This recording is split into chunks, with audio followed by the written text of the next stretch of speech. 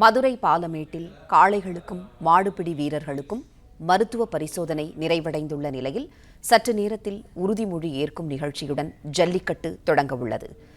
செய்தியாளர் ராஜ்குமார் இணைப்பில் இருக்கிறார். ராஜ்குமார், வணக்கம்.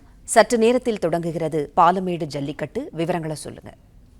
மாட்டுப் பொங்கலை முன்னிட்டு உலக புகழ் பெற்ற பாலமேடு ஜல்லிக்கட்டு போட்டியானது இன்னும் சற்று நேரத்தில் தொடங்க உள்ளது. மாடுபிடி வீரர்கள் காளைகளுக்கான முதல் சுற்றுக்கான அந்த மாடுபிடி வீரர்களுக்கும் காளைகளுக்குமான மருத்துவ பரிசோதனையானது நிறைவடைந்துள்ளது. உறுதிமொழி ஏற்புடன் நிகழ்ச்சி இன்னும் சற்று நேரத்தில் துவங்க உள்ளது. சுற்று வாரியாக விவரங்களை அறிந்து கொள்ள எல்இடி ஸ்கோர் போர்டானது முதல் முறையாக பாலமேட்டு ஜல்லிக்கட்டுல வைக்கப்பட்டிருக்கிறது. அதாவது நேற்று அவனியாபுரத்தில் வைக்கப்பட்டதை போன்று இன்று பாலமேட்டிலும் இந்த எல்இடி திரையானது வைக்கப்பட்டிருக்கிறது.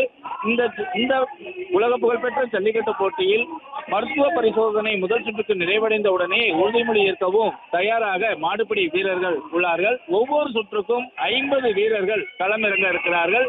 காளைகளும் தயாராக இருக்கக்கூடிய நிலையில் துள்ளி குதித்து காளையர்களும் காளைகளை அடக்க தயாராக இருக்கிறார்கள். அவனியாபுரத்தை போலவே இந்த ஜல்லிக்கட்டு போட்டியில் ஸ்கோர் போர்டு வைக்கப்பட்டிருக்கிறது. பார்வையாளர்கள் ஜல்லிக்கட்டு போட்டி விவரங்களை உடனுக்குடன் தெரிந்து கொள்ளவும் சுற்று வாரியாக மாடுபிடி வீரர்கள் காளைகளின் எண்ணிக்கை போன்றவை எல்இடி திரையில் ஒளிபரப்பப்பட இருக்கிறது.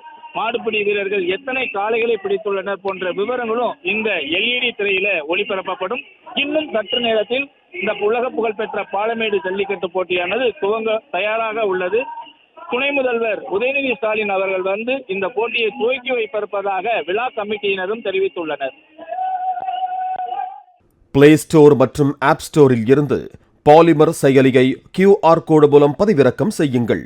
செய்திகளை உடனுக்குடன் பெறுங்கள்.